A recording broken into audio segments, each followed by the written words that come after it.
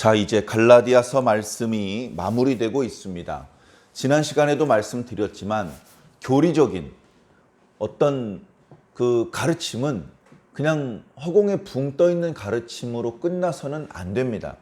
그런 가르침은 구체적인 우리의 일상 속에서 어떻게 드러나느냐로 그 올바름이, 그 타당성이 입증되어야 하는 것이죠.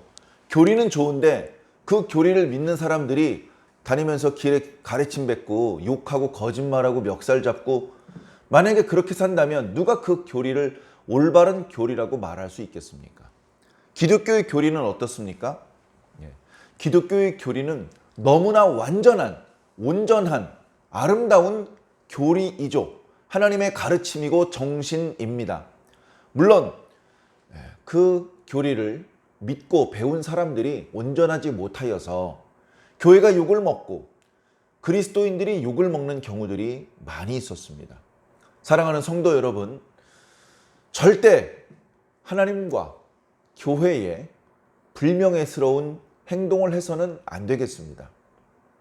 우리가 가진 교리가 엉터리인데 그게 있어 보이게 하기 위해서 외식을 하라는 말씀이 아닙니다. 우리가 받은 교훈은, 우리가 받은 말씀은 완전한 말씀인데, 그런데 그만 우리가 덕스럽지 못한 언행을 함으로 해서 하나님의 말씀조차, 하나님과 교회마저 욕을 맞게 만든다면 우리는 하나님의 책망을 피할 수 없을 것입니다. 또한 하나님과 교회에 대해서 잘 모르는 불신자들이 이 말씀을 들으신다면 오해하지 않으시기 바랍니다. 병원에 건강한 사람만 가서는 병원이 유지될 수가 없을 것입니다. 병원에는 아픈 사람이 가는 법이죠. 병원에 사람들이 그렇게 많은데 건강한 사람이 아픈 사람보다 얼마 안 됩니다. 마찬가지로 교회는 건강한 사람들이 모이는 곳이 아닙니다. 아픈 사람들이 모이는 것이죠. 예수님께서 세상에 온 것도 죄인을 구원하기 위해 온 것입니다. 의인을 위해서 오신 것이 아닙니다. 교회에는 죄인들이 있습니다. 다시 말해 완전하지 못한 사람, 여전히 실수가 많은 사람들이 모이는 곳입니다. 그 사람들이 실수했다고 해서 교리 자체가 뭔가 결함이 있고 교회가 반사회적인 집단이며 하나님과 예수님과 성령님은 그 자체로 쓸모없는 존재라고 오해하지 않으시기 바랍니다. 그것을 오해하고 싶으시다면 말릴 수는 없겠지만 본인에게 유익은 없으실 것이라는 말씀을 드립니다. 자, 다시 갈라디아서 말씀으로 돌아옵니다. 이제 1장부터 시작된 여러 가지 논의, 나는 진짜 사도다, 내가 사도가 된 것은 사람으로 말미암아 된 것이 아니다, 내가 너희들에게 전해준 복음은 진짜 복음이다, 나는 이 복음을 사람에게서 배우지 않았다, 오직 예수 그리스도의 계시로 받은 말씀들이다. 예수님을 믿는 것과 함께 율법도 믿어야 된다고 생각하는 사람들아, 그러면 더 좋은 일이 있을 줄 알지만 오히려 말씀을 듣고 믿음으로 얻었던 의롭다 하심, 성령의 충만함, 그리스도로 옷 입고 하나님 나라의 상속자가 되는 것을 잃어버린 채 도로 종로로 타는 지경에 떨어질 수도 있다는 것을 명심해라. 그렇게 말씀하셨던 말씀을 이제 매듭 지으려고 하고 있습니다. 교리적인 이야기에서 일상의 교훈에 대한 이야기로 국면이 전환되고는 있지만 그 형태가 율법 조항을 나열하듯이 1조 1항 이렇게 2항 이렇게 이런 식으로 말씀하시는 것이 아니라, 어떻게 보면 오늘 갈라디아서 말씀의 사도 바울의 가르침은 대원칙을 제시해 주시는 방법입니다. 당연히 그 대원칙은 복음에서 나왔죠. 교리에서 나온 것입니다. 그 교리적인 가르침이 곧바로 일상생활의 삶의 원칙이 되는 것이죠. 원칙을 알면 여러 가지 상황 속에서 그 상황에 맞게 우리가 처신할 수 있는데, 그 모든 처신들이 하나님의 말씀에 들어맞는 합당한 처신이 될 수 있는 것이죠. 자, 오늘 말씀에 보니까 이 사도 바울의 가르침은 지난 시간의 말씀과 맥을 같이 해서 그냥 무인조에 혼자 떨어져 있을 때 지키는 교훈이 아니라 공동체 안에서 지키는 교훈을 말씀하고 있습니다. 지난 시간에 육체를 따르는 일은 현저하니 여러 성적인 범죄, 또 종교적인 범죄, 사회적인 범죄, 이런 범죄들을 저지른다고 말씀을 드렸죠. 그 범죄들은 대부분 이웃과의 관계, 형제들과의 관계, 공동체 속에서 저질러지는 범죄들입니다. 또 성령의 9가지 열매도 그냥 나 혼자 무인도에서 맺어내는 열매가 아니라 형제들과의 관계들 속에서 드러나는 열매들입니다. 오늘 말씀도 형제들과의 관계를 전제로 말씀해주고 있습니다. 사람이 만일 무슨 범죄한 일이 있거든. 자, 내 주변에 누가 범죄했어요. 그게 이제 알려졌어요. 그럼 어떻게 해야 됩니까? 욕하고 무시하고 따돌리고 손가락질해야 됩니까? 보통 그렇게 하죠. 그리스도인은 그래서는 안 됩니다. 우리 그리스도인들은 어저께 묵상했던 말씀의 표현을 빌리자면 성령의 인도하심을 받는 성도들은 그러면 안 되는 것이죠. 어떻게 해야 됩니까?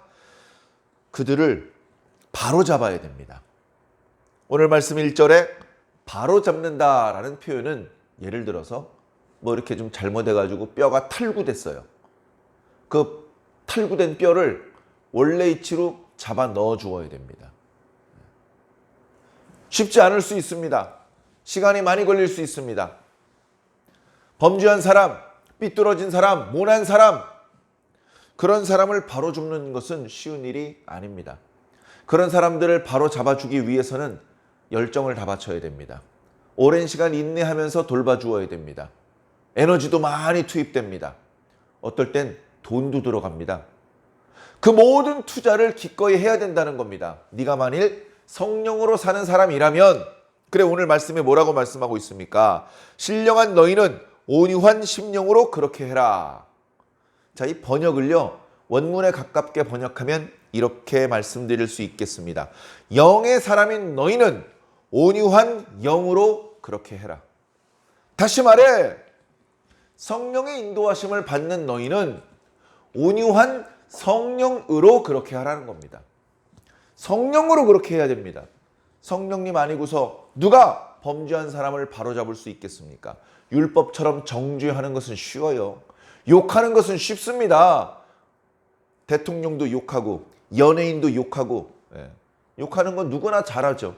그런데 네가 그 연예인이 됐을 때, 네가 그 대통령의 자리에 갔을 때 욕 안 먹게 잘할 수 있어?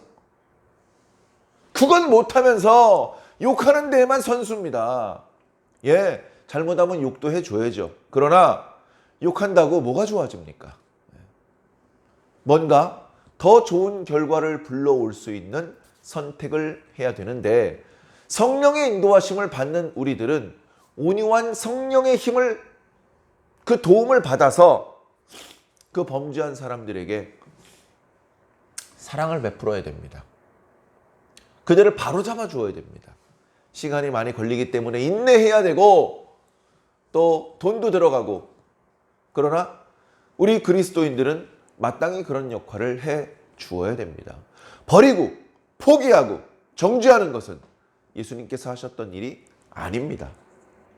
그래 많은 그리스도인들이 이 말씀에 도전을 받아서 형제들을 비난하지 않고 인내하면서 그 형제들을 도와줍니다. 말씀을 가르쳐주고, 때로는 채근하고, 때로는 감싸주고, 그렇게 도와주는데 그 과정에서 또 다른, 처음에는 보이지 않았던, 그리고 예상하기 어려웠던 문제가 생깁니다. 그것은 자기 의를 드러내는 것입니다. 너를 도와주는 나는 의로운 존재다. 너 범죄했지? 난 범죄 안 했어. 나는 이만큼 너를 도와주고 너를 가르칠 수 있을 정도로 난 강하고 의롭고 더 온전한 사람이야 라는 것을 드러내고 싶은 그런 인간의 나약함, 그것이 또 드러날 수 있는 것입니다. 그러니까 어떡합니까? 다른 사람 도와주는 거 잘하는 건데 너 자신도 돌아봐. 엄마, 넌 범죄 안 할 줄 알아? 오늘은 네가 그 사람을 도와주지만 내일은 그 사람이 너를 도와줄 수도 있어. 다 똑같은 거야. 그래서 서로 사랑하고 피차 종로로 타라. 서로 짐을 지라고 말씀하신 것입니다. 2절에 너희가 짐을 서로 지라. 그렇게 함으로 해서 그리스도의 법을 성취할 것이다. 예? 법이라는 표현 때문에 의아해하는 성도들이 많이 있습니다. 율법의 멍에를 더 이상 매지 않아도 된다고 하지 않았습니까? 그런데 또 무슨 법을 지켜야 됩니까?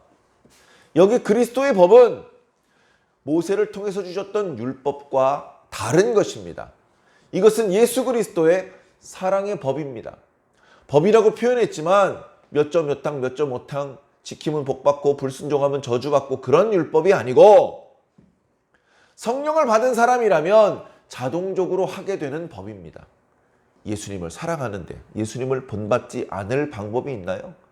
연예인을 사랑하면 그 연예인과 비슷한 헤어스타일, 그 연예인과 비슷한 복장을 하려고 하지 않습니까? 예수님을 사랑하는데 예수님을 본받을 수밖에 없잖아요. 예수님께서 어떻게 하셨다고요? 인내하셨고 열정을 바치셨고 에너지와 돈을 써가면서 자기 주변에 범죄한 사람들을 바로잡아 주셨습니다. 심지어 십자가에 달려 보혈을 흘려주시기까지 하셨습니다. 그 예수님을 사랑하고 그 예수님을 본받기 원한다면 닮아가겠죠.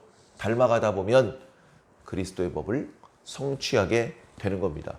가만히 있어봐. 이거 몇 점 몇 항이더라. 이런 거 생각할 필요 없습니다. 대원칙! 그것이 우리 안에 복음으로 예수 그리스도로 바르게 세워져 있다면 그냥 예수님 본받으면 모든 것들이 만족해 되는 것입니다. 3절, 만일 누가 아무것도 되지 못하고 된 줄로 생각한다면 스스로 속임이라. 다른 사람 도와주는 거 잘하는데 그 과정에서 자신의 의를 드러내려 한다면 스스로 속이는 거다. 너 의로운 줄 알아? 야 인마 너도 죄인이야. 죄인이 죄인을 도와주는 것뿐이야. 예수님께서 우리를 도와주시는 것하고는 다른 것이죠. 그래, 각각 자기 일을 살펴라. 아이고 저 사람이 돈으로 범죄했대. 그럼 어떻게 해야 됩니까? 혹시 나도 돈으로 범죄하지 않을까? 조심해야죠. 그런 식으로 야 저 사람이 예배 시간에 자꾸 졸아. 야 혹시 나도 예배 시간에 졸지 않았나? 아, 저 사람이 예배 시간에 자꾸 지각을 해. 아이고 난 절대 지각하지 말아야지. 그러니까 다른 사람을 도와주면서 자신의 의로움을 드러내면서 교만해질 것이 아니라 자기 자신도 비슷한 실수를 할 수밖에 없는 죄인이라는 것을, 부족한 존재라는 것을 깨닫고 스스로 조심해야 되는 것이죠. 그렇게 하면서 남의 짐만 져줄 것이 아니라 각각 자기 짐도 져라. 내가 내 짐을 잘 지고 있을 때 다른 사람에게 부담을 주지 않을 수도 있는 것입니다. 그리고 이런 모습은 결국 마지막에 하나님 앞에 서서 심판을 받게 될 것입니다. 우리 모두는 최후의 심판을 받게 될 사람입니다. 예수님 믿으니까 심판 때 안 서도 된다고요? 아니요, 서야 됩니다. 그 앞에 섰을 때 부끄럽지 않으려면 예수님 본받고 그리스도의 법을 성취하며 다른 사람을 돕고 자기 짐을 질 수 있어야 됩니다. 자, 각각 자기 짐을 지는 것과 관련해서 좀 더 구체적으로 6절 이하의 말씀은 이렇게 말씀하고 있습니다. 먼저는 말씀을 가르쳐 주시는 분과 함께 모든 좋은 것을 같이 하라. 이렇게 말씀하고 있습니다. 우리 모두는 말씀을 예수님께 직접 받은 사람들이 아닙니다. 누군가에게 가르침을 받았습니다. 그는 예수님이 아니고 그는 사람입니다. 그래서 그를 우리는 스승이라고도 부르고 선생님이라고도 부릅니다. 목사님이라고도 부릅니다. 어찌되었건 교회 공동체 안에서 나에게 말씀을 가르쳐 주시는 분이 있습니다. 주로 목사와 교사죠. 어린아이였을 때는 교사들의 지도를 받습니다. 그러다가 청년 이상이 되면 이제 목회자들에게, 다시 말해 목사들에게 말씀 가르침을 받습니다. 그러면 고마운 줄 알아야 돼요. 말씀을 가르쳐 주신 분에게 고마운 마음을 품고 그 말씀을 가르쳐 주시는 분이 계속해서 나에게 말씀을 잘 가르쳐 줄 수 있도록 지원을 아끼지 않아야 됩니다. 오늘 말씀에 모든 좋은 것이라고 표현하고 있습니다. 이것은 영적인 것만 말하는 게 아닙니다. 너희를 위해서 말씀을 가르쳐 주는 분을 위해서 부지런히 기도해 드려. 그거 해야죠. 근데 그거 했으니까 다 끝났다가 아닙니다. 모든 좋은 것에는 물질적인 것도 포함되는 것입니다. 너희에게 말씀을 가르쳐 주시는 분에게 돈도 드려야 됩니다.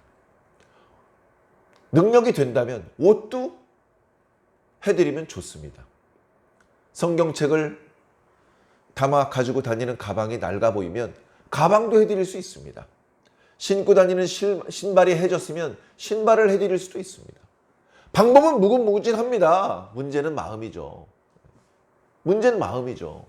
마음이 되고 형편이 된다면 너희 가르침을 받는 자들아, 말씀을 가르쳐 주시는 분과 모든 좋은 것을 같이 해라. 맛있는 거 있으면 너 혼자 먹지 말고 같이 해라.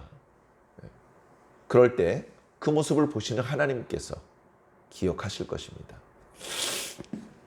자, 7절 스스로 속이지 말라. 계속해서 스스로 속이지 말라는 말씀을 하십니다. 3절에도 그런 말씀을 하셨죠. 왜 이런 말씀을 반복하십니까? 스스로 속이는 경우가 많기 때문에 그렇습니다. 자, 왜냐?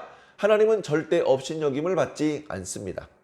하나님을 무시하고 하나님은 모르실 거야, 못 보실 거야, 기억 못 하실 거야, 이렇게 하나님을 업신여기는 분들은 나중에 큰 책망을 피하기 어려울 것입니다. 자, 그 다음에 우리는 무엇을 심든지 그대로 거둡니다. 그러니까 선한 것을 심어야죠. 말씀을 가르쳐 주시는 분과 함께 모든 좋은 것을 같이 하고 주변에 범죄한 사람들이 나타나거든 예수님께서 나에게 해주셨던 것처럼 나도 그에게 시간과 열정이 들어가더라도 속에서 복장이 터지더라도 그를 위해서 섬겨 주어야 됩니다. 바로잡아 주어야 됩니다. 그 과정에서 스스로 자랑하지 말아야 됩니다. 교만해지지 않아야 되는 것이죠.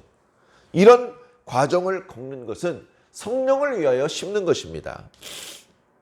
8절에 자기의 육체를 위하여 심는 자는 육체로부터 썩어질 것을 거두고 아무짝에도 쓸모없으며 심지어 해로운 것을 거두게 될 것입니다. 그러나 성령을 위하여 심는 자는, 성령의 인도하심을 따라 사는 자는 성령으로부터 영생을 거둘 겁니다. 최고로 좋은 열매입니다. 그러므로 우리가 선을 행하되 낙심하지 말지니, 말씀을 가르쳐 주시는 분과 모든 좋은 것을 같이 하고 기회 있는 대로 모든 사람에게 선을 행하되 착한 일을 하되 더욱 믿음의 가정들에게 그리할 때에 돈 들어갑니다. 에너지 들어갑니다.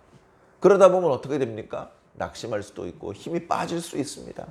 그때 힘 빠지지 말게, 포기하지 말아라. 우리가 선을 행하되 낙심하지 말지니 포기하지 아니하면 때가 이름에 거두리라. 뭘 거둬요? 영생의 열매를 거둔다는 겁니다. 육체를 위해서 심는 것은 화려해 보여요. 당장 무슨 열매가 나타나는 것처럼 보여요. 그러나 그게 결국 썩어질 것이라는 것입니다. 그러나 성령을 위하여 심는 것은 당장 열매가 나타나지 않아요. 시간이 많이 걸려요. 기도했는데 10년도 아니고 35년 만에 이루어지면 힘들죠. 그러나 어떡하라는 겁니까? 포기하지 아니하면 때가 이름에 반드시 거둘 것이다. 하나님께서는 나도 잊어버렸던 내 기도의 내용을 기억하시고 응답해 주실 것이다. 우리에게 주셨던 모든 약속의 말씀을 성취해 주실 것이다. 그때 우리는 기쁨으로 영생의 열매를 거두게 되는 것입니다. 사랑하는 성도 여러분, 오늘도 이 교훈의 말씀을 명심하여 교만해지지 말고, 그러나 번거롭게 생각하지 말고 주님께서 나에게 해주셨던 그 자비와 양선의 그 모든 언행을 우리 이웃들에게도 행하시기를 바랍니다. 그 과정에서 어리석게 교만해지지 마시고 스스로 속이지 마시고 긴 안목을 가지고 선한 열매를 소망하면서 오늘도 성령으로 심는 저와 여러분들이 꼭 되기를 예수님 이름으로 간절히 축원합니다. 아멘.